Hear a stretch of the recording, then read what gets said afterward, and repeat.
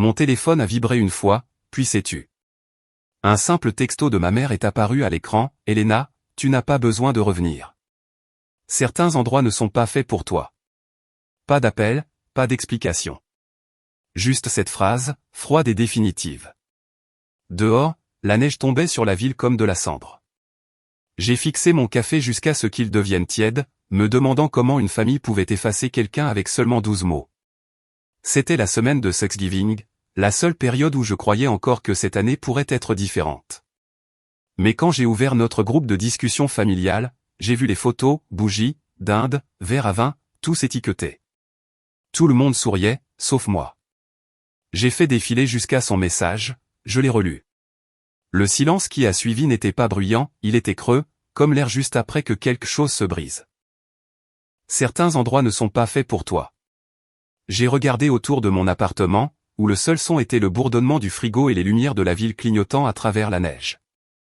Dans ma tête, je pouvais les voir, maman riant en bout de table, papa découpant la dinde, Ryan racontant une autre blague prétentieuse. Il se disait probablement que j'étais trop sensible, trop distante, trop Elena. Et peut-être que je l'étais. J'avais cessé d'être leur réparatrice silencieuse il y a des années, celle qui souriait à travers les insultes et ramassait l'addition que personne d'autre ne proposait de partager. J'ai appuyé ma paume contre la fenêtre froide, regardant un couple de l'autre côté de la rue porter des courses ensemble, leur souffle embuant l'air. Ça avait l'air chaleureux, ordinaire, tout ce que je voulais que la famille ressente. Mon téléphone était toujours sur le comptoir, le message toujours lumineux. J'ai pensé à répondre, à supplier pour une raison, mais les mots ne venaient pas. Au lieu de cela, je l'ai dit à voix haute, à peine un murmure, vous avez dit que je n'avais pas ma place là-bas? Très bien. Puis j'ai ajouté, plus doucement, comme un vœu que seule la nuit pouvait entendre, je vais construire quelque chose que vous n'oublierez jamais. Pendant un instant, la ville a semblé s'arrêter, des flocons de neige suspendus en l'air, des feux de circulation figés au rouge. Et dans ce calme, quelque chose à l'intérieur de moi a changé. Si vous avez déjà été rejeté par les personnes qui vous ont créé, vous connaîtrez l'instant précis où la douleur se transforme en but. C'est le moment où j'ai cessé d'être leur fille et où j'ai commencé à devenir quelque chose d'entièrement différent. Quand j'étais enfant, je ne dessinais pas des gens, je dessinais des lieux. Alors que d'autres enfants remplissaient des cahiers de visages et de bonshommes, les miens étaient couverts de toits, d'escaliers et de fenêtres qui ne menaient nulle part. J'aimais la façon dont les bâtiments avaient un sens. On pouvait concevoir où les choses devaient être. Les gens n'étaient pas comme ça. Mes parents n'ont jamais vraiment considéré cela comme un talent, pour eux, ce n'était qu'une autre phase. Ryan, mon jeune frère, était le préféré, le drôle, celui qui pouvait éviter les responsabilités et se faire quand même féliciter pour son potentiel. J'étais la silencieuse qui réfléchissait trop. Je me souviens encore de la nuit où je leur ai montré mon premier rêve. J'avais 15 ans, assise à la table du petit déjeuner avec un croquis enroulé dans les mains, une serre que j'avais conçue de toutes pièces, ensoleillée, des murs de verre, du lierre grimpant le long des poutres. Je pensais que c'était magnifique. J'ai poussé le dessin vers eux et j'ai dit, je pense que je pourrais vraiment construire ça un jour. Mon père a à peine levé les yeux de son journal. Maman a souri, le genre de sourire qui veut dire non. Chérie, c'est ambitieux, mais tu devrais peut-être te concentrer sur quelque chose de pratique. Ryan s'est penché, souriant. On dirait un aquarium pour plantes. Ils ont ri. Pas moi.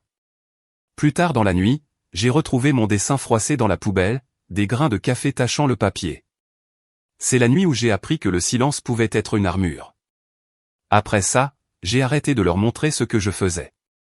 J'ai postulé en secret à l'école d'architecture, j'ai été accepté grâce à une bourse. Quand j'ai appelé maman pour lui annoncer, elle a soupiré. L'architecture? C'est un monde d'hommes, ma chérie. Tu es trop douce pour ça. J'y suis allé quand même. 3 emplois, des meubles d'occasion, du café noir et des bagels froids pendant des années. Quand j'ai enfin obtenu mon diplôme, je pensais qu'il serait fier.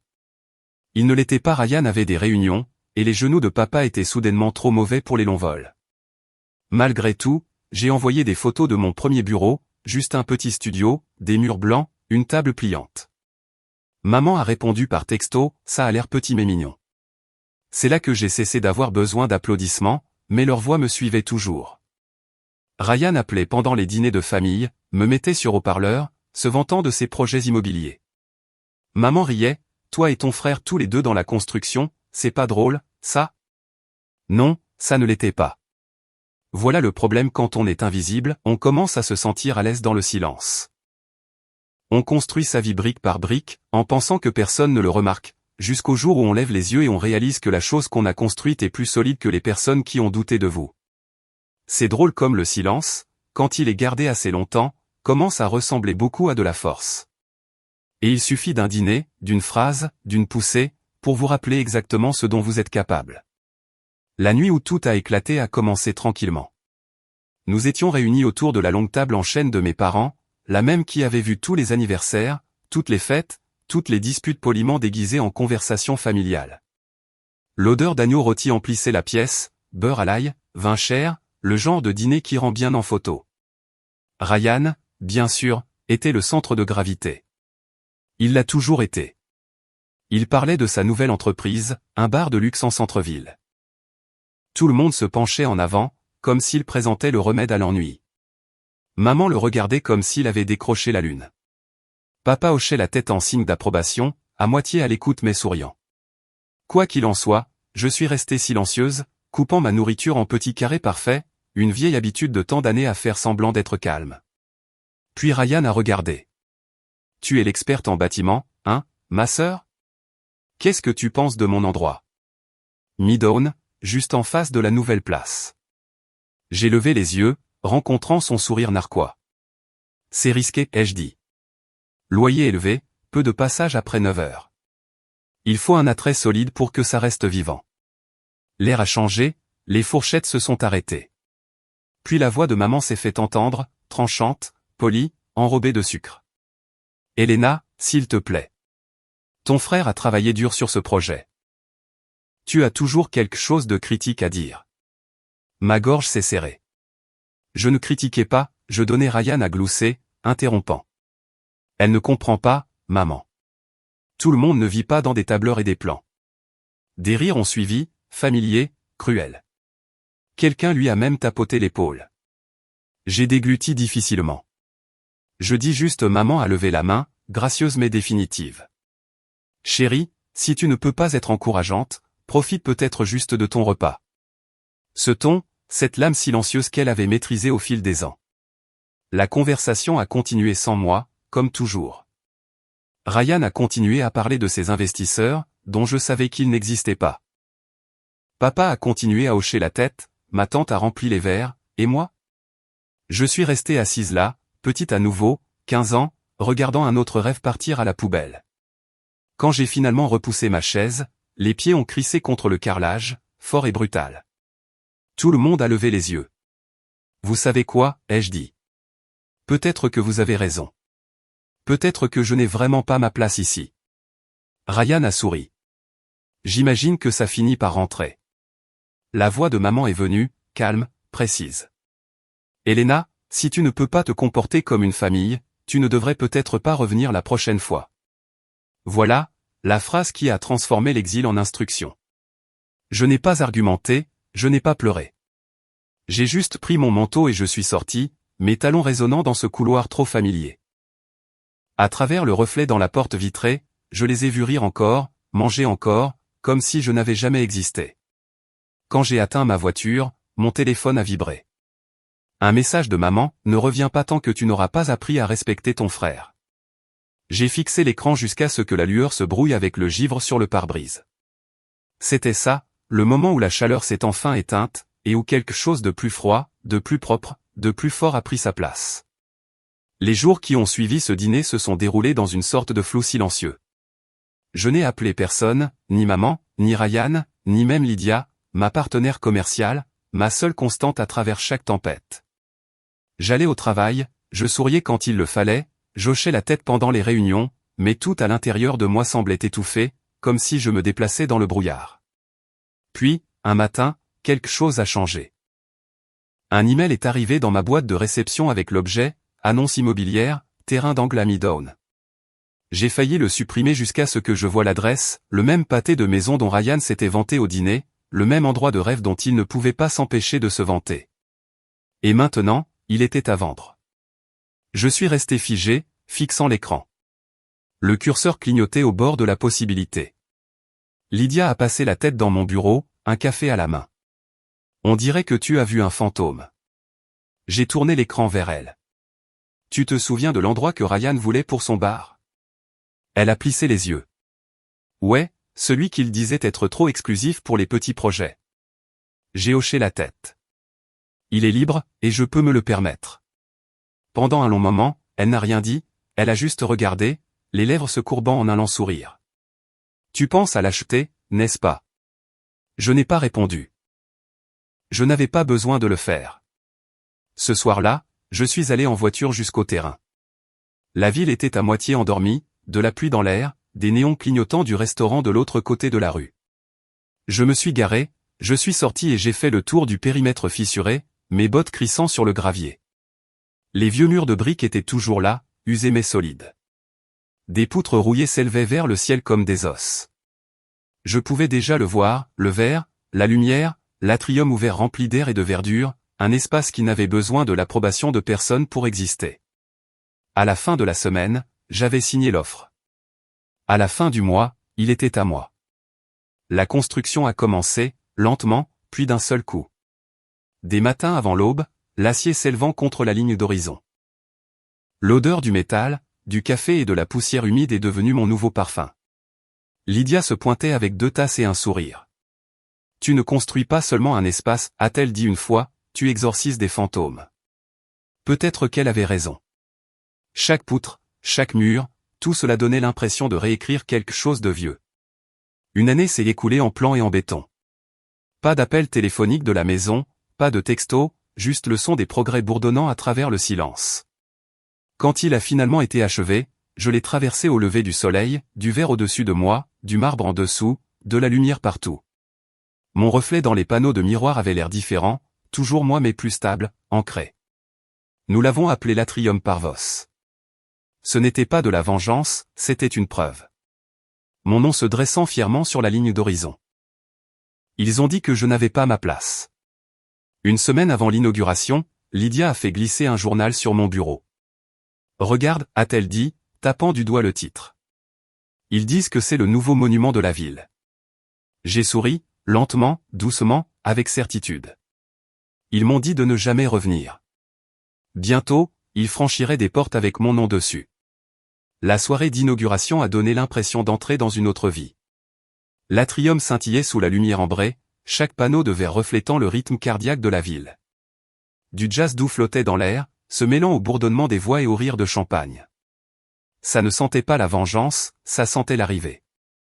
Les invités affluaient, habillés pour impressionner, clients, architectes, investisseurs, même quelques critiques qui ignoraient autrefois mes appels. J'ai souri, j'ai serré des mains, j'ai senti la chaleur des flashs des appareils photo. Lydia a glissé à travers la foule dans une robe de soie verte, un presse-papier dans une main, du champagne dans l'autre. Elle s'est penchée, chuchotant par-dessus la musique, tu l'as fait. Je lui ai souri en retour, sur le point de répondre, et puis je l'ai entendu, une voix qui n'avait pas sa place ici, trop forte, trop familière. Ryan. J'ai figé, un verre à la main. Je me suis tourné vers l'entrée, et ils étaient là, mon frère, la veste de smoking déboutonnée, la confiance dégoulinant comme de la liqueur renversée.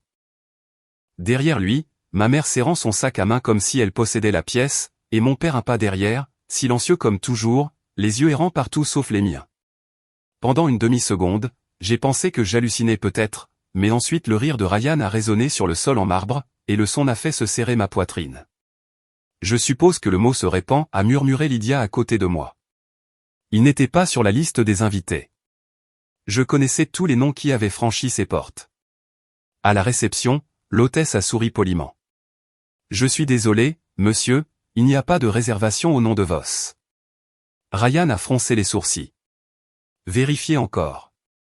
C'est bien notre nom sur le bâtiment, non? Maman s'est avancée, son ton dégoulinant de supériorité. On nous a dit que c'était un événement familial privé. Je suis Madame Voss. L'hôtesse a hésité, puis a regardé vers moi. J'ai posé mon verre, j'ai traversé la pièce. Les conversations autour de nous se sont atténuées à chaque clic de mes talons. Bonsoir, ai-je dit doucement.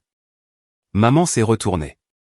pendant un battement de cœur, la confusion a traversé son visage, comme si elle ne me reconnaissait pas dans mon propre espace. Puis vint la désapprobation, le jugement, le même vieux scénario. Elena. Ryan a souri. Alors c'est ton petit projet. Mignon. Je pensais que tu concevrais des cafés ou quelque chose comme ça. J'ai rencontré son regard, calme. C'était petit avant. Puis j'ai arrêté d'écouter les gens qui pensaient petit. Son faux sourire a vacillé. Nous allons prendre une table, dit-il rapidement. Nous sommes une famille, après tout. J'ai fait un signe de tête à l'hôtesse. Emmenez-les au salon public en bas. Entrée libre seulement. Ryan a cligné des yeux, décontenancé, mais la voix de maman s'est aiguisée. Où est ta famille, Elena? J'ai soutenu son regard, stable comme du verre. Vous m'avez dit de ne pas revenir. J'ai juste tenu ma promesse. Le silence qui a suivi était assez épais pour être coupé au couteau. Même le pianiste a hésité en pleine note. La mâchoire de Ryan s'est crispée. Tu penses que ça te rend meilleur que nous? Je me suis approché jusqu'à ce que mon reflet remplisse ses yeux. Non, ai-je dit doucement, ça veut juste dire que j'ai enfin cessé d'avoir besoin de vous. Puis je me suis tourné vers l'hôtesse. S'ils restent, assurez-vous qu'ils paient leur boisson. Leurs visages se sont figés, choc, incrédulité, humiliation, tout ce qu'ils m'avaient fait ressentir autrefois. Je me suis éloigné avant qu'aucun d'eux ne puisse parler, le clic de mes talons s'est fondu dans la musique. Lydia m'a rencontré à mi-chemin de la pièce. Ils sont venus sans invitation, a-t-elle chuchoté. Exactement, ai-je dit. Comme toujours. Au moment où la musique s'est estompée, la foule s'était clairsemée, les rires s'étaient dissous en doux murmures, les vers s'entrechoquant une dernière fois. L'atrium scintillait dans une demi-lumière, mon reflet pris entre le marbre et le verre. Je me suis éclipsé sur la terrasse supérieure, les talons dans une main, le champagne dans l'autre. En dessous de moi, la ville brillait, les rues comme des veines d'argent, les phares serpentant à travers la nuit. À travers le toit de verre, je pouvais encore les voir, Ryan et mes parents assis raides au bar, faisant semblant d'avoir leur place dans un endroit qu'ils avaient dit autrefois que je ne construirais jamais. Ils ne m'ont pas vu regarder. Ils ne l'ont jamais fait. L'air était frais, lourd du parfum de la pluie et du nouvel acier. Ça sentait les fins et les débuts en même temps. Mon téléphone a vibré. Un texto de Lydia, tu vas bien? Ils sont toujours en bas. J'ai répondu, laisse-les tranquilles. Ils finiront par comprendre. Posant le téléphone de côté, je me suis appuyé sur la balustrade, traçant mon doigt le long du verre froid. Dans le reflet, j'ai tout vu d'un coup, moi, la ville, et le bâtiment qui s'élevait de tout ce qu'ils avaient brisé. Il y a un an, j'étais devant leur maison, craignant de frapper. Maintenant, ils étaient devant la mienne, attendant d'être admis. C'est drôle comme ça tourne. Pendant une brève seconde, j'ai pensé à appeler maman, à dire quelque chose de gentil, peut-être quelque chose comme une conclusion. Mais alors son ancien message s'est rejoué dans mon esprit, certains endroits ne sont pas faits pour toi. Peut-être qu'elle avait raison. Cette maison n'était pas faite pour moi. Celle-ci l'était. Derrière moi, la porte s'est ouverte en glissant. Lydia est sortie, son manteau drapé sur son bras, ses cheveux ébouriffés par la nuit. Ils partent, a-t-elle dit doucement. J'ai hoché la tête. Bien. Elle m'a tendu un autre verre, son sourire chaleureux et complice. Alors, et maintenant? J'ai regardé vers le panneau lumineux au-dessus de l'entrée, l'Atrium Parvos. Mon nom, mon travail, ma paix. Maintenant, ai-je dit, je construis des choses qui n'ont besoin de la permission de personne pour tenir debout. Lydia a fait teinter son verre contre le mien. Ah ça. Nous sommes restés là un instant, deux silhouettes sur la ligne d'horizon. Puis je me suis tourné vers l'ascenseur, prête à rentrer chez moi. Mon téléphone a vibré à nouveau. Un numéro inconnu. Un message, ton endroit est magnifique. Je ne savais pas. Maman. J'ai souri, j'ai posé le téléphone face cachée sur la balustrade, et je l'ai laissé là. Parce que certaines histoires n'ont pas besoin de réponse. Si vous avez déjà dû construire la paix à partir des morceaux que quelqu'un d'autre a laissés derrière lui, croyez-moi, vous n'êtes pas le seul. Partagez votre histoire dans les commentaires, et n'oubliez pas de vous abonner pour ne jamais manquer la prochaine.